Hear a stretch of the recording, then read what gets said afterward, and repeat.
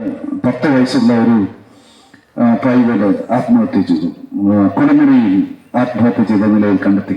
അപ്പോൾ 10 വയസ്സ് മുതൽ അങ്ങോട്ട് ആത്മഹത്യയുടെ ഒരു വലിയ കേന്ദ്രമായി കൊച്ചു കേരളം മാറുന്നു. പലതിലും നമ്മൾ അഹങ്കരിക്കുന്നുണ്ട്. ബൗദ്ധിക കേരളം, സാംസ്കാരിക ആത്മീക പൈതൃകമുള്ള കേരളം സാംസ്കാരികമായി ഉയർന്നു നിൽക്കുന്നു, വിദ്യാഭ്യാസപരമായി ഉയർന്നു നിൽക്കുന്നു. മറ്റ് ഇന്ത്യൻ സംസ്ഥാനങ്ങളെ അപേക്ഷിച്ച് ആരോഗ്യരംഗത്ത് വലിയ വിപ്ലവകരമായ മുന്നേറ്റം നേടുവാനൊക്കെ നമുക്ക് കഴിയും. പക്ഷേ ആത്മഹത്യയുടെ വക്കിൽ എത്തിച്ചേർന്നിരിക്കുന്നു. മദ്യത്തിനെതിരെ, മയക്കുമരുന്നിനെതിരെ ബോധവൽക്കരണം നൽകുന്നതോടൊപ്പം ആത്മഹത്യക്കെതിരെയുള്ള ഒരു ബോധവൽക്കരണ സന്ദേശവും ക്രിസ്തുയേശുവിലൂടെയും വിശുദ്ധ വേദപുസ്തകത്തിലൂടെയും നിങ്ങൾക്ക് നൽകുന്നതിന് വേണ്ടി ക്ഷണിക്കുന്നു. ദൈവം നമ്മേവരെയും അനുഗ്രഹിക്കട്ടെ.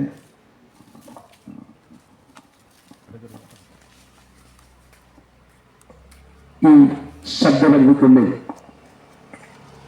ദൂരത്തും ചാരത്തുമായി ഞങ്ങളെ ശ്രമിച്ചുകൊണ്ടിരിക്കുന്ന ഈ നാട്ടിലെ എല്ലാ മുഴുവൻ ശ്രോതാക്കൾക്കും ധന്യനായ യേശുക്രിസ്തുവിന്റെ നാമത്തിൽ ഞങ്ങളുടെ സ്നേഹവന്ദനത്തെ അറിയിക്കുന്നു.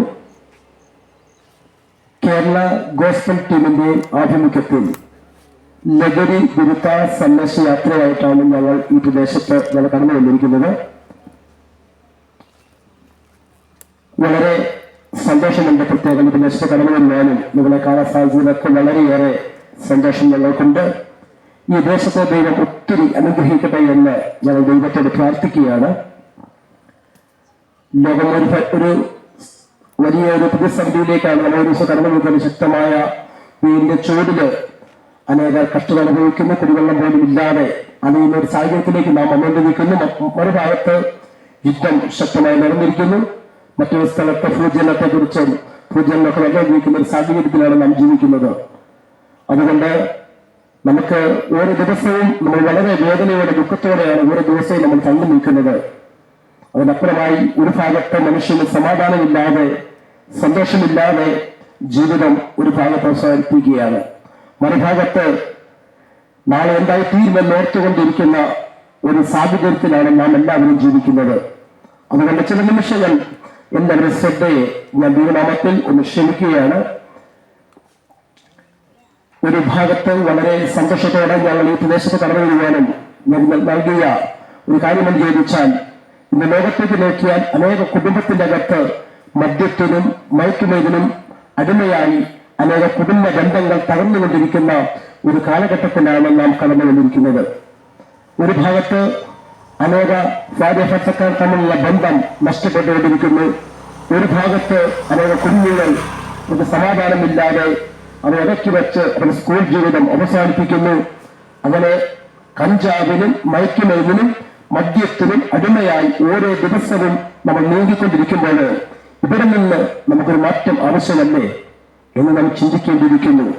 നമ്മള് ഒരു കുഞ്ഞുങ്ങളെ പഠിപ്പിച്ച് വളർത്തുന്നത്, അവർ പഠിച്ച് ഒരു നല്ല ജോലി കിട്ടുമ്പോൾ നമ്മുടെ ആ വേദനയും പ്രയാസമൊക്കെ മാറി ഒരു സന്തോഷമാണ് നമ്മൾ ആഗ്രഹിക്കുന്നത്. എന്നാൽ പല കുഞ്ഞുങ്ങളും കനീസൊക്കെ പത്രം എടുത്ത് വായിച്ചാൽ ഞെട്ടിപ്പിക്കുന്ന വളരെയേറെ സംഭവങ്ങൾ കേൾക്കുവാനുള്ളത്. ഇങ്ങനെയാണ് 6 കുഞ്ഞുങ്ങൾ പരീക്ഷയിൽ തോറ്റ എന്ന കാരണത്താൽ 6 കുഞ്ഞുങ്ങൾ ആത്മഹത്യ ചെയ്തു. ഇങ്ങനെ നമ്മുടെ പോക്കങ്ങോട്ടാണെന്ന് വളരെയേറെ നമ്മൾ ചിന്തിക്കേണ്ടിയിരിക്കുന്നു. നമുക്കെല്ലാവർക്കും അറിയപ്പെടുന്ന ഒരു സംഭവചരിത്രത്തെ കുറിച്ച് പറയാതിരിക്കുക. ലോകം കണ്ട ഒരു വൻ ദുരന്തമായിരുന്നു ടൈറ്റാനിക് എന്ന കപ്പലിന്റെ വൻ ദുരന്തം. നമുക്ക് എല്ലാവർക്കും ആ സിനിമകളെല്ലാവരും കണ്ടതാണെങ്കിലും അതിന്റെ പശ്ചാത്തലം ഇങ്ങനെയുണ്ട്. ആ കപ്പല് പുറപ്പെടുന്നതിന് മുമ്പ് അതിന് ലഭിച്ചൊരു മുന്നറിയിപ്പ് ഇങ്ങനെയായിരുന്നു: നിങ്ങൾ കടന്നു പോകുന്നത് അറ്റ്ലാന്റിക് മഹാസമുദ്രത്തിൽ കൂടിയാണ്, വളരെ സൂക്ഷിക്കണം. മഞ്ഞുമലകൾ അവിടെ ഉണ്ടെന്ന് പറഞ്ഞപ്പോൾ അവർ പറഞ്ഞു, ദൈവം തമ്പുരാൻ നോക്കിയാൽ പോലും ഇതിനൊന്നും ചെയ്യത്തില്ലെന്ന് പറഞ്ഞുകൊണ്ട്, ഇതിനെ തകർക്കാൻ കഴിയില്ലെന്ന് പറഞ്ഞുകൊണ്ട് കന്യായാത്ര ആരംഭിച്ചു. വലിയ സന്തോഷത്തോടെ ആഹ്ലാദത്തോടെ മുന്നോട്ട് അതിന്റെ കന്യായാത്ര ആരംഭിച്ച അനേകായിരങ്ങൾ, അനേക ജനങ്ങൾ മാസങ്ങൾക്ക് മുമ്പ് അതിനത് ബുക്ക് ചെയ്ത് സീറ്റ് കിട്ടാൻ വേണ്ടി ഒത്തിരി. അങ്ങനെയാണ് ആ കപ്പൽ യാത്ര ആരംഭിച്ചത്. എന്നാൽ കന്യായാത്രയിൽ തന്നെ ആ കപ്പൽ തകർന്ന് അനേകായിരങ്ങൾ അറ്റ്ലാന്റിക് മഹാസമുദ്രത്തിൽ താഴ്ന്നുപോയി. എന്താണ് കാരണമെന്ന് ചോദിച്ചാൽ, അതിന് ലഭിച്ച ഒരു മുന്നറിയിപ്പിനെ അത് അവഗണിച്ചു കളഞ്ഞു. അതിന് ലഭിച്ചിരുന്ന ആ മുന്നറിയിപ്പിനെ അവഗണിച്ചു കളഞ്ഞതുകൊണ്ട് അനേക ആയിരങ്ങൾ അറ്റ്ലാന്റിക് മഹാസമുദ്രത്തിൽ താഴ്ന്നുപോയി. അനേകരുടെ സന്തോഷം ഒരു സെക്കൻഡ് കൊണ്ട് തകർന്നു പോയെന്ന് നമ്മളെ കേട്ട സംഭവമാണ്. എന്താണ് കാരണം? അത് ലഭിച്ച മുന്നറിയിപ്പിന്. ഇന്ന് പകൽ ഈ ദേശത്തോട് ചില മുന്നറിയിപ്പുകൾ പറയുവാൻ ഞങ്ങൾ ആഗ്രഹിക്കുകയാണ്. എന്താണ് ആ മുന്നറിയിപ്പ് എന്ന് ചോദിച്ചാൽ, സ്നേഹിത, നീ ഇങ്ങനെ മദ്യത്തിനടിമയായി, കഞ്ചാവിനടിമയായി നീ ഓരോ ദിവസവും ഇങ്ങനെ കടന്നുപോയാൽ നിന്റെ കുടുംബം തകർന്നു പോകും എന്നൊരു മുന്നറിയിപ്പ്.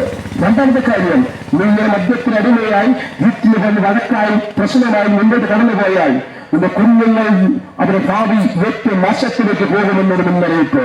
അത് മാത്രമല്ല, ചിലപ്പോൾ ഒരു കുടുംബത്തിന്റെ ആത്മഹത്യ വരെ നടക്കേണ്ടി വരുമെന്ന കാര്യം ഇന്ന് പകൽ ഈ ദേശത്തോട് പറയുന്നതിന് നമുക്ക് വളരെ ഖേദമുണ്ട്.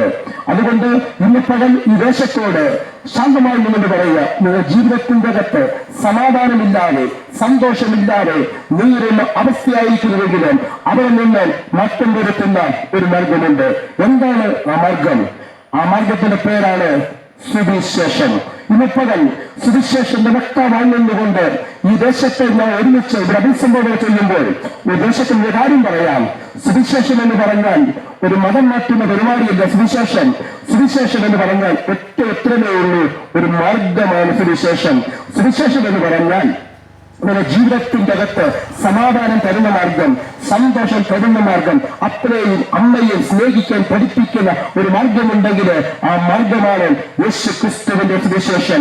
ഈ യേശു ക്രിസ്തുവിന്റെ സുവിശേഷം ഏത് സ്ഥലത്തും ഏത് കാലഘട്ടത്തിലും ഇത് പ്രസംഗിക്കപ്പെടാൻ കാരണമെന്ന് പറഞ്ഞാൽ, യേശു ക്രിസ്തുവിന്റെ സുവിശേഷം ഏത് സ്ഥലത്ത് ചെന്നിട്ടുണ്ടോ അവിടെ ഒരു പരിവർത്തനം ഉണ്ടായിട്ടുണ്ട്. ഈ സുവിശേഷമായി ആഫ്രിക്കയിൽ നരഭോജികളുടെയും ഈ സുവിശേഷം കടന്നുകയുള്ളൂ. ഈ സുവിശേഷം കടന്ന മനുഷ്യരെ മാത്രം പച്ചയായി കഴിക്കുന്ന നരഭോജികളിടയിൽ ഈ സുവിശേഷം കടന്നു ചെന്നപ്പോൾ ആ നരഭോജികള് ഈ സുവിശേഷത്തെ കുറിച്ച് അറിഞ്ഞ വാക്യമല്ല, അവർ സുവിശേഷത്തിന് മുമ്പിൽ അവർ വിട്ടുവടക്കി അവർ ആ സുവിശേഷം അവരുടെ ഹൃദയത്തിൽ സ്വീകരിക്കുകയാണ് വന്നു. അവരുടെ ഹൃദയത്തിൽ ആ സുവിശേഷം സ്വീകരിച്ചപ്പോൾ അവരുടെ ജീവിതത്തിൽ വലിയ സമാധാനമുണ്ടായി. മനുഷ്യനെ പച്ചക്ക് തിന്നുന്ന നരഭോജികള് അവരുടെ ജീവിതത്തെ അതിൽ നിന്ന് മാറി യഥാർത്ഥ മനുഷ്യനായി തീരുവാനിടവന്നു. അതുകൊണ്ട് അവന് പറയും, നരഭോജിയെ നരസ്നേഹിയാക്കിയ മാറ്റിയ ഒരു മാർഗമുണ്ടെങ്കിൽ അതാണ് ഇന്ന് പകൽ ഈ ദേശത്ത് ഞങ്ങൾ ഉയർത്തിക്കാണിക്കുന്ന യേശു ക്രിസ്തുവിന്റെ സുവിശേഷം. ഈ സുവിശേഷം ഏത് സ്ഥലത്ത് ചെന്നിട്ടുണ്ടെങ്കിലും അവിടെ വലിയ മാറ്റം സംഭവിച്ചിട്ടുണ്ട്.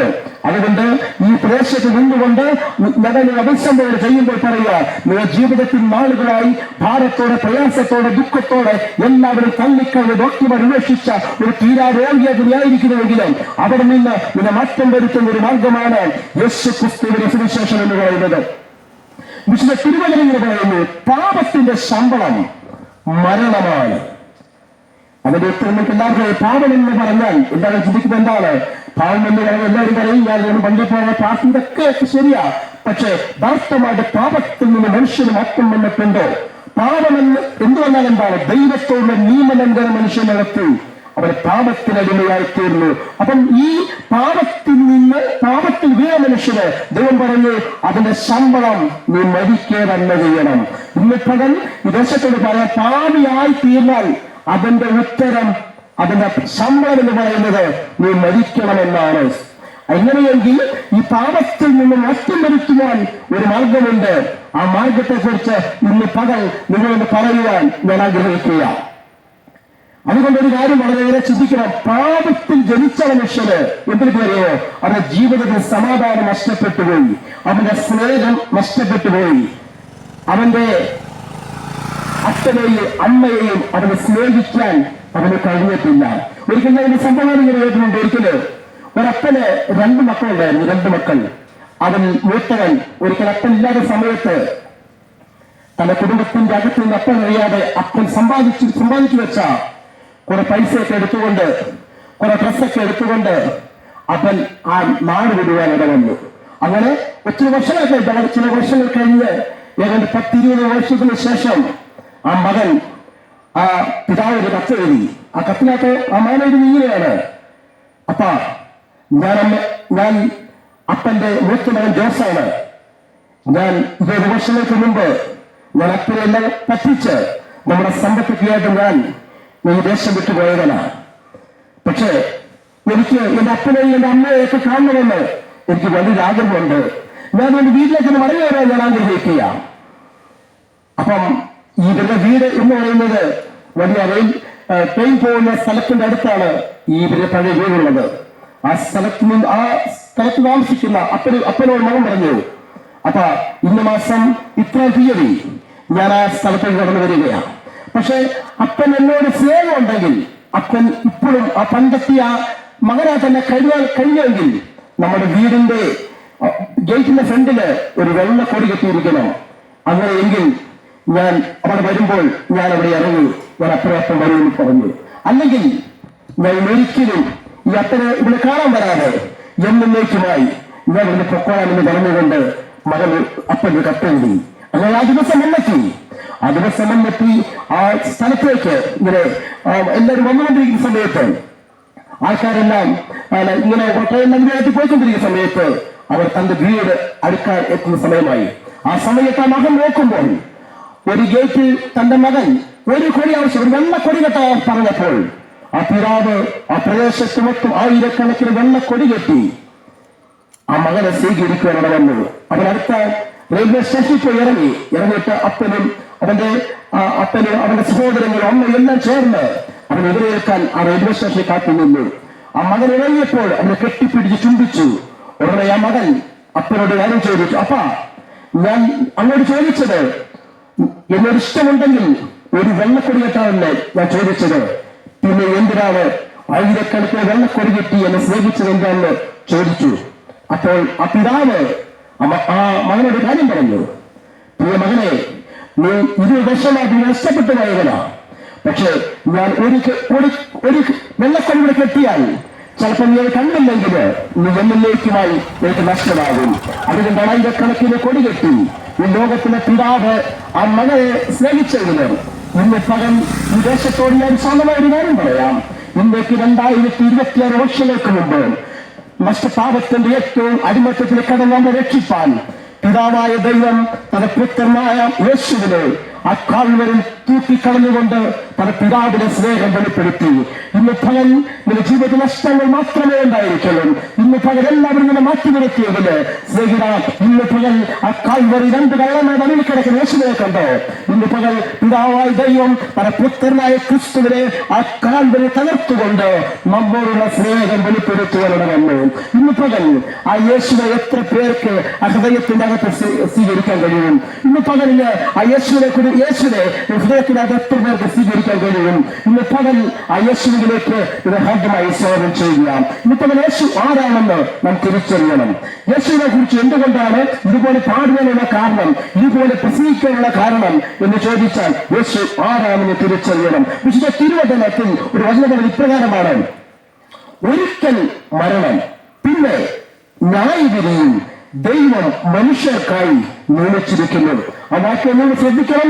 ഒരിക്കൽ ഒരു മരണം പിന്നെ ഒരു ന്യായവിധിയും ദൈവം മനുഷ്യർക്കായി നിയമിച്ചിരിക്കുന്നു. ഈ വാക്യം കേൾക്കുമ്പോൾ നിങ്ങൾക്ക് ചിലപ്പം ഒരു ചിരി തോന്നാം. ഇതെങ്ങനെ സംഭവിക്കും? മരണത്തിന് ശേഷം നമ്മൾ പത്രമൊക്കെ എടുത്ത് വായിക്കാൻ കേൾക്കുന്ന വാക്യങ്ങളല്ലേ, ഭാര്യനെ വെട്ടിക്കൊന്നിട്ട് ഭർത്താവ് ആത്മഹത്യ ചെയ്തു. കഴിഞ്ഞ നമ്മൾ കണ്ടല്ലോ, 16 വയസ്സുള്ള ഒരു പെൺകുഞ്ഞിനെ കൊലപ്പെടുത്തിയിട്ട് ഇപ്പോഴത്തെ ആ ചെറുക്കൻ ഇപ്പോഴത്തെ മുറിയിൽ ആത്മഹത്യ ചെയ്തു. അപ്പൊ പറയും, ഇനി ഇവിടുത്തെ ഒരു കോടതിക്കും എന്ത് ചെയ്യാൻ പറ്റത്തില്ല, അവനെ ഒന്നും ചെയ്യാൻ കഴിയത്തില്ല പറയുന്നത്. അവൻ പറയും, നാളെ കോടതി അവൻ അറസ്റ്റ് ചെയ്യാൻ വരുമ്പോൾ അവൻ ഇപ്പുറത്ത് വിഷമടിച്ച് അല്ലെങ്കിൽ തൂങ്ങിക്കിടക്കുക, അതുകൊണ്ട് ഇവിടുത്തെ ഒരു കോടതിക്കൊന്നും ചെയ്യാൻ കഴിയത്തില്ല.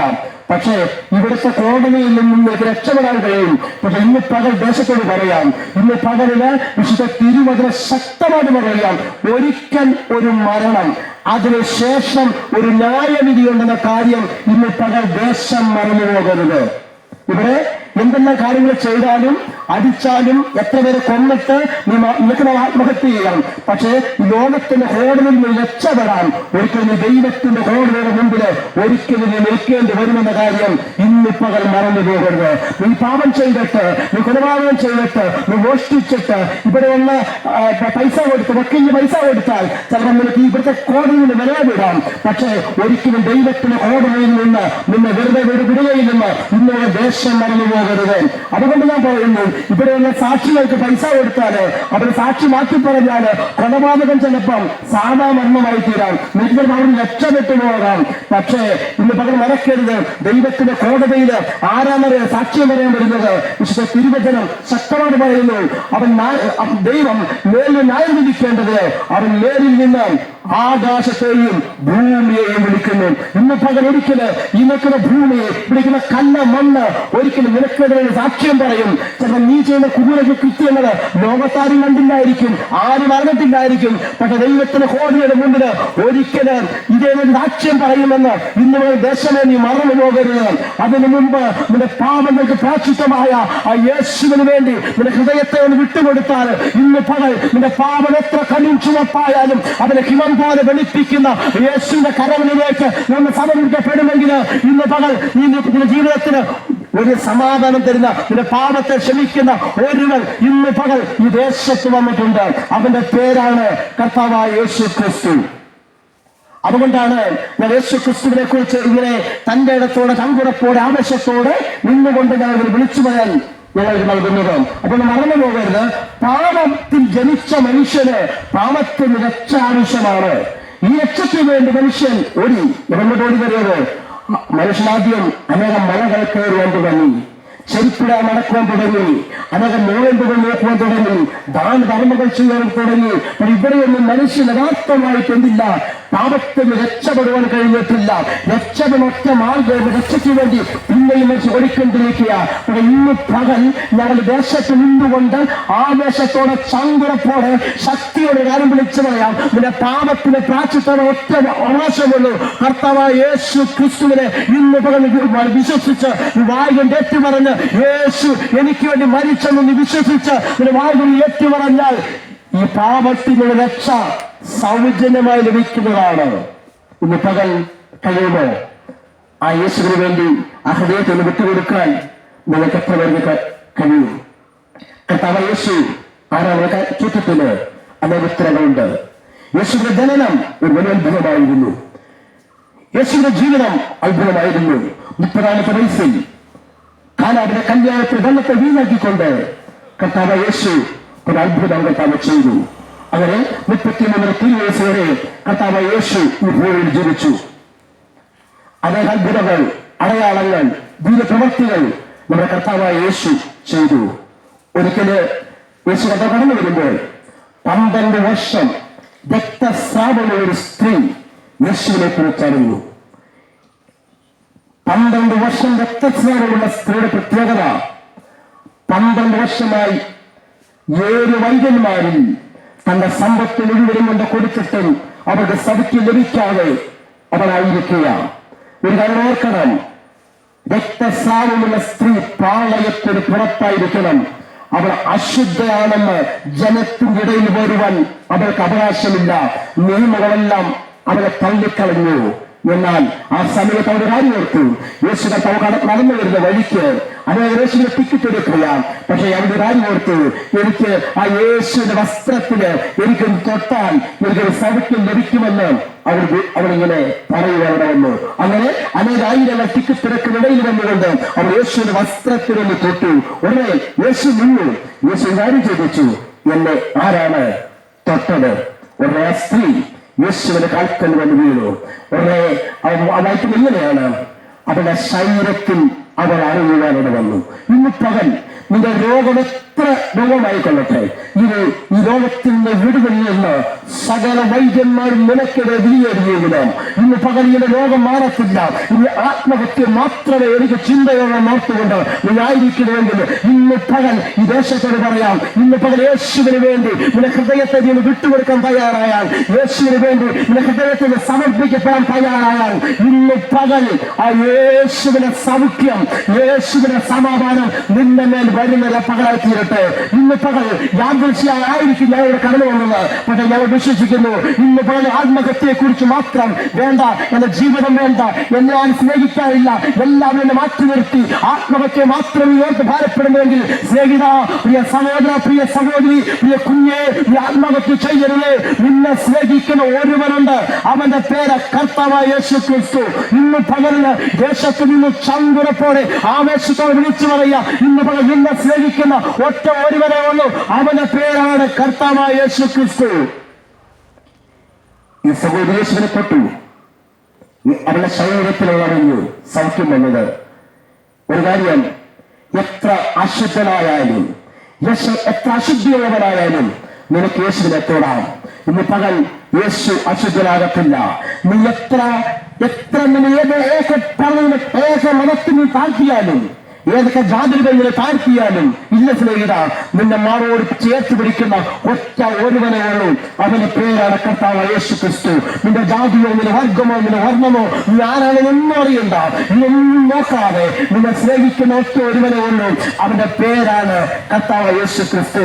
12 വർഷം രക്തസ്രാവമുള്ള സ്ത്രീ യേശുവിനെ തൊട്ടപ്പോൾ യേശു അശുദ്ധനായില്ല, പക്ഷെ തൊട്ടവൾ ശുദ്ധിയുള്ളവളായി തീർന്നു. ഇന്ന് പകല് എത്ര അശുദ്ധനായാലും നിനക്ക് യേശുവിനെ തൊടാം. ഇന്ന് പകൽ എത്ര അശുദ്ധനായാലും നിനക്ക് യേശുവിനെ തൊടാം.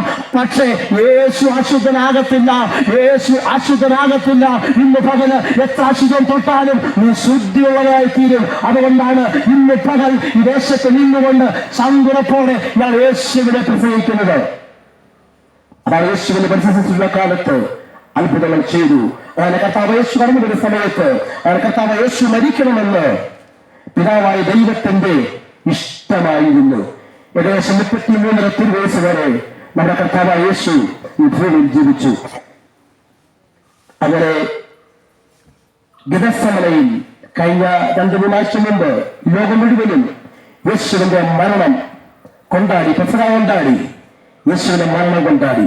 പക്ഷെ ഞാൻ ചോദിക്കുന്ന ചോദ്യം, ഇന്ന് പകൽ ക്രിസ്ത്യാനി എന്ന ഒരു പേരിന് മാത്രം നീ യോഗ്യനാകരുത്. ഇന്ന് പകൽ എന്തിനാണ് യേശു നിനക്ക് വേണ്ടി മരിച്ചത്? എന്തിനു വേണ്ടിയാണ് യേശു ഇങ്ങനെ ചെയ്ത് എന്നൊന്ന് ഇന്ന് പകൽ ഒന്ന് തിരിച്ചറിഞ്ഞിട്ട് ഇന്ന് പകൽ ഒന്ന് കേട്ടിട്ട് പോകാമെന്ന് ഒരു സഭാശം ഞാൻ ചോദിക്കുക. കേൾക്കാമോ? കർത്താവായ യേശു കടന്നു വരുന്ന വഴിക്ക് അങ്ങനെ പീലാത്തോസിന്റെ അങ്ങ് യേശു കർത്താവ് ഗെത്സമനയിൽ വെച്ച് കർത്താവായ യേശുവിനെ അവർ പിടിച്ചു. യേശുവിനെ പിടിച്ച് ഒരു കൊണ്ടുവരുന്ന 4 കോടതിയിൽ മാറി യേശുവിനെ വിസ്തരിച്ചു. ഒരു കുറ്റവും യേശുവിന്റെ പേൻ അവർ കണ്ടില്ല. അവസാനം യേശു മരിക്കണമെന്ന്, യേശുവിനെ അടിച്ചത് വിട്ടേക്കാമെന്ന് പീലാത്തോസ് കൽപ്പിച്ചു. എങ്കിലും അവരെല്ലാം വിളിച്ചു പറഞ്ഞു, ഇല്ല, ഇവരെ രക്തം ഞങ്ങളുടെ മേൽ വന്നിട്ട് വളർന്നുകൊണ്ട്.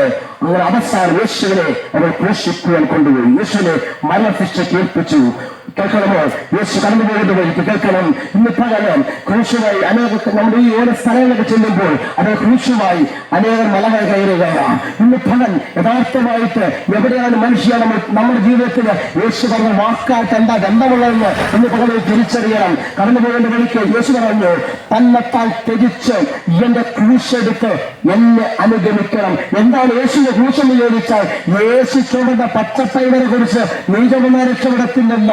ഇന്ന് പകൽ യേശുവിന്റെ ക്രൂശ്, അവന്റെ സ്നേഹം, അവന്റെ ക്ഷമ, അവൻ ചെയ്ത എല്ലാ കാര്യങ്ങളും നീ എടുക്കുമെങ്കിൽ, ഇന്ന് ക്ഷമിക്കാൻ നീ തയ്യാറാവുമെങ്കിൽ, സഹിക്കാൻ തയ്യാറാവുമെങ്കിൽ, സ്നേഹിക്കാൻ നീ തയ്യാറാവുമെങ്കിൽ, അതാ യേശുവിന്റെ ക്രൂശ്. ഇന്ന് അതെടുത്ത് യേശുവിനെ അനുഗമിക്കാൻ നീ തയ്യാറാവുമെങ്കിൽ ഇന്ന് പകല് നിന്റെ ജീവിതത്തിൽ വലിയ സമാധാനം തരുന്ന ദിവസമാണ്.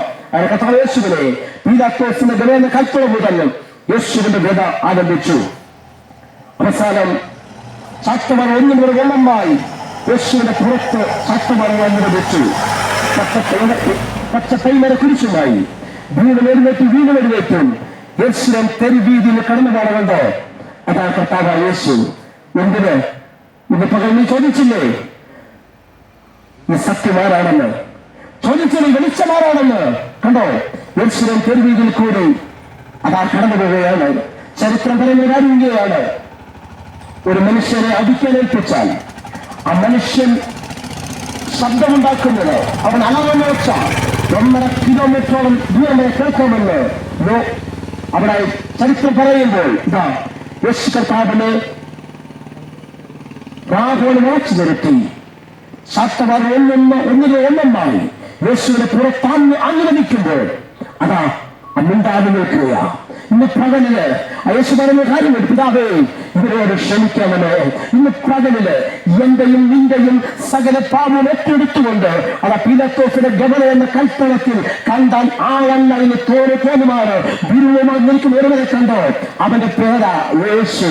ഇന്ന് പകലില് ആ യേശുവിന്റെ സ്നേഹത്തിലേക്ക് ഇന്ന് പകൽ ഞങ്ങളെ ഹാർദമായി സ്വാഗതം ചെയ്യുക, ഹാർദമായി ഞങ്ങളെ സ്വാഗതം ചെയ്യുക. ഞങ്ങൾ യേശു കടന്നു വരികയാണ്. അങ്ങനെ അനേക യേശുവിനെ ദുഷിച്ചു. അവന്റെ മുഖത്തൊരു കറുത്ത തുണി കെട്ടിയിട്ട് മുഷ്ടി ചുരുട്ടി യേശുവിനെ മുഖത്തവരാഗ്രഹിച്ചു. എന്നിട്ട് പറഞ്ഞു, എങ്ങനെയാണ് നീ പ്രവാചകനല്ലേ, നീ പ്രവചിക്ക് എന്ന് പറഞ്ഞ് യേശുവിനെ പരിഹസിച്ചു. കേൾക്കണമോ, ആ ദേശത്ത് 25 പരം വിഷമുള്ളുകൾ നിറഞ്ഞ ആ പാലസ്തീനില് അവർ ഏറ്റവും കൂടുതൽ വിഷമുള്ള മുള്ളുകൾ കൊണ്ട് ഒരു കീടമുണ്ടാക്കി യേശുവിന്റെ തലയിൽ അവർ അടിച്ചിറക്കി. എന്നിട്ട് പറഞ്ഞു, അവൻ രാജാവല്ലേ എന്ന് ചോദിച്ചുകൊണ്ട് അവർ യേശുവിനെ ഏറ്റവും അനുമാനിക്കുകയാണെന്ന്. ഇന്ന് പകലിന് എന്തുകൊണ്ടാണ് ഇന്ന് പകലിന് ചോദിക്കട്ടെ, എന്തിനാണ് യേശു ആ പച്ച പൈമര കുരിശുമായി തലയിൽ മുറ്റിയുടെ വെച്ച് കടന്നുവരെ യേശുവിനെ കണ്ടോ? ഇന്ന് പകലിന് വീണ്ടും എഴുന്നേറ്റും കടന്നുവരെ യേശുവിനെ കണ്ടോ? ഇന്ന് പകലിന് ഈ ദേശത്ത് നിന്നുകൊണ്ട് ഞാൻ ചങ്കുറപ്പോൾ ഉയർത്തുന്നത് ആ കർത്താവായ യേശുവിനെയാണ്. ഇന്ന് പകലിന് യേശുവിനെ ഉയർത്തുന്നതിന് ഞങ്ങൾ ശക്തി എന്ന് പറയുന്നത് ഇന്ന് പകൽ എന്റെയും നിന്റെയും സകല പാപം ചുരന്നുകൊണ്ട് അവൻ കടന്നുമകൻ ഒരുവനെ കണ്ട് അവന്റെ പേരാ കർത്താവായ യേശു ക്രിസ്തു കടന്നുപോകുക. അതേ യേശുവിന്റെ ആ ക്രൂശുമരണത്തെ അനുഗമിച്ചു. അനേകർ ദൂരെ നിന്ന് കണ്ടു. അനേകർ പോകുന്ന വഴിക്ക് അനേക സ്ത്രീകൾ യേശുവിന്റെ മുമ്പിൽ കരഞ്ഞുകൊണ്ടിരുന്നു.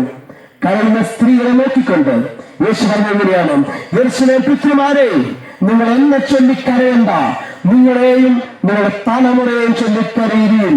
ഇന്നേക്ക് 2026 വർഷങ്ങൾക്ക് മുമ്പ് പാലസ്തീന്റെ പച്ചമണ്ണിൽ നിന്നുകൊണ്ട് കർത്താവായ യേശു വിളിച്ചു പറഞ്ഞു, യേശുവിന്റെ പേര് പറഞ്ഞാലും കരയണ്ട. ഇന്ന് പകൽ ദേശത്തോട് പറയാം, യേശുവിന്റെ പേര് പറഞ്ഞാലും കരയണ്ട, യേശുവിന് വേണ്ടി ആരും കരയണ്ട. പിന്നെയോ നശിച്ചു പോകുന്ന നമ്മുടെ തലമുറയ്ക്ക് വേണ്ടി കരയണം. ഇന്ന് പകൽ ഈ ദേശത്തോട് സങ്കടത്തോടെ വിളിച്ചു പറയാം, ഇന്ന് പകല് യേശുവിന് വേണ്ടി ആരും കരയണ്ട, യേശുവിന്റെ പേര് പറഞ്ഞാലും കരയണ്ട. പക്ഷെ നശിച്ചു പോകുന്ന നമ്മുടെ തലമുറയ്ക്ക് വേണ്ടി കരയുവാൻ ഇന്ന് ദേശത്തോട് അസന്നിഗ്ധമായി ഞാൻ വിളിച്ചു പറയുകയാ. എന്താണ് കാരണം അറിയണം. പത്രത്തിൽ വായിച്ചേ, 4ാം ക്ലാസ് മുതൽ എത്ര കുഞ്ഞുങ്ങളാണ് ആത്മഹത്യ ചെയ്യുന്നത്. പത്രത്തിൽ വായിക്കുന്ന സ്നേഹിത, MBBS പഠിക്കുന്ന കണ്ടുകൊണ്ടില്ലേ, നമ്മുടെ മെഡിസിറ്റിയിലെ ഡോക്ടർ ആത്മഹത്യ ചെയ്തു. കാശില്ലാണ്ടാണോ, വിദ്യാഭ്യാസമില്ലാണ്ടാണോ? അല്ലല്ലേ. ഒറ്റ കാര്യമുണ്ട്, സമാധാനമില്ല. ഇന്ന് പകലിലെ നമ്മുടെ കുഞ്ഞുങ്ങൾക്ക് സമാധാനമില്ല. അവർ കഞ്ചാവിന് അടിമയാവുക, അവർ മദ്യത്തിന് അടിമയാവുക. ഇന്ന് പകൽ ഞാൻ പറയുക, നമ്മുടെ തലമുറയ്ക്ക് വേണ്ടി ദേശമേ നമ്മൾ പ്രാർത്ഥിച്ചേ മതിയാകൂ. നമ്മൾ പിള്ളേരെ പഠിക്കാൻ വിട്ടിട്ട് ഞാൻ വീട്ടിലിരിക്കുക. പക്ഷെ അവരുടെ അവസ്ഥ എന്തായിട്ടും ആർക്കും അറിയില്ല.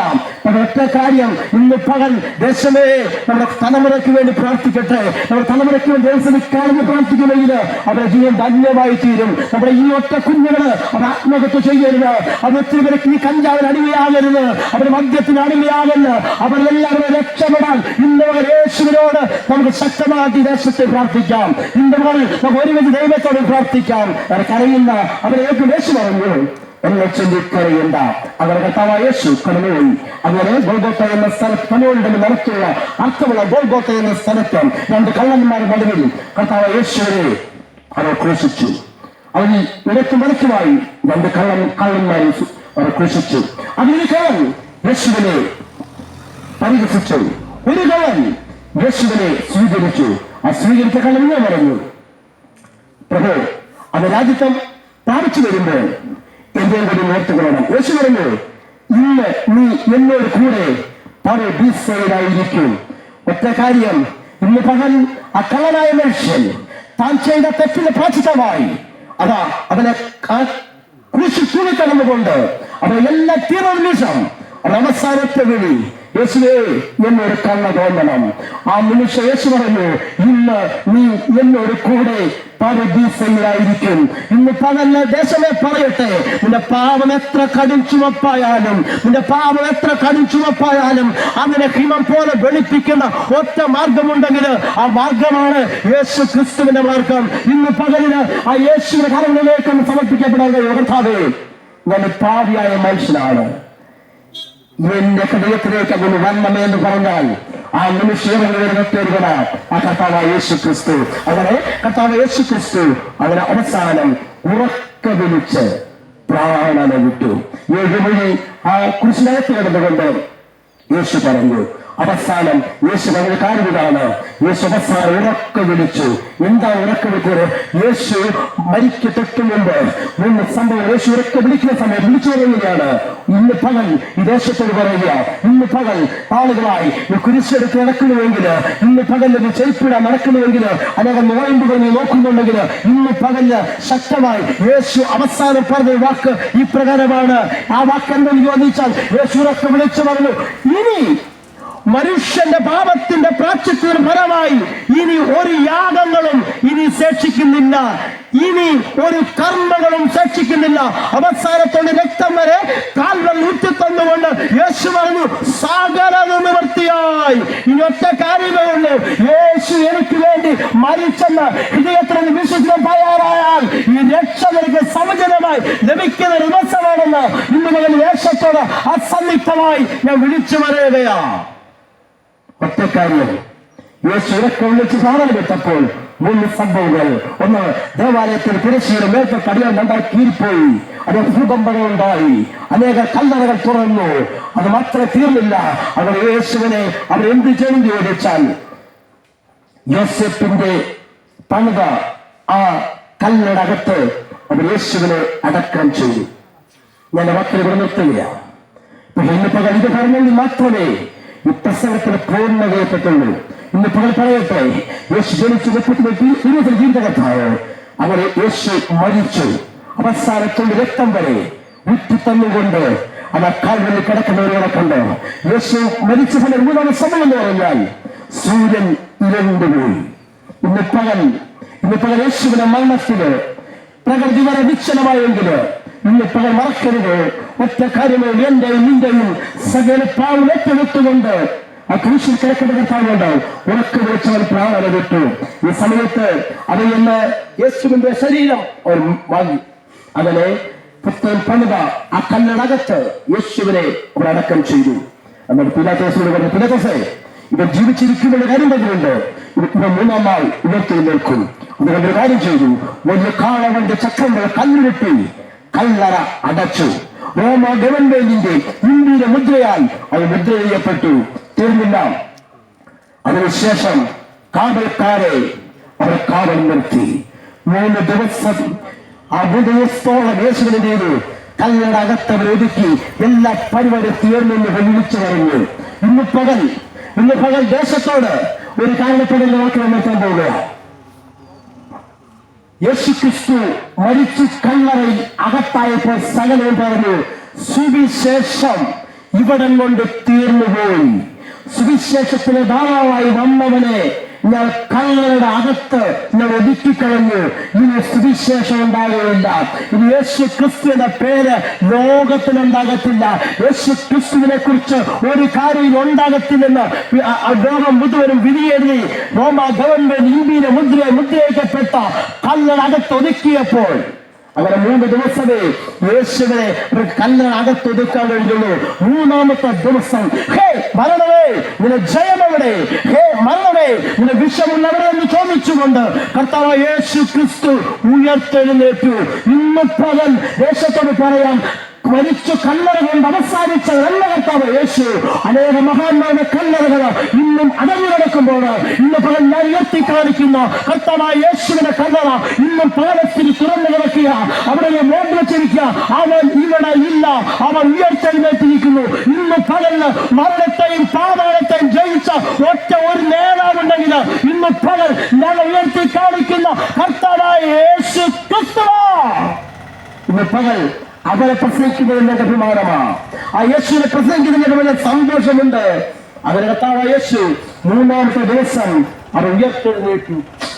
കർത്താവ് ഉയർത്തെഴുന്നേറ്റത് കൊണ്ട് ഈ ദേശത്ത് ഞാൻ നിങ്ങളെ അഭിസംബോധന ചെയ്യുന്നത്. അതിനുശേഷം കർത്താവ് യേശു കർത്താവ് ഏകദേശം 40 ദിവസം കർത്താവ് ഭൂമിയിലുണ്ടായിരുന്നു. അതിനുശേഷം കർത്താവ് ഒളിമേലെ നിൽക്കുമ്പോൾ കർത്താവ് സ്വർഗത്തിലേക്ക് കർത്താവ് കയറിപ്പോയി. മരിച്ച് 3-ാം നാൾ ഉയർത്തെഴുന്നേറ്റ് കർത്താവ് സ്വർഗത്തിലേക്ക് കയറിപ്പോയി.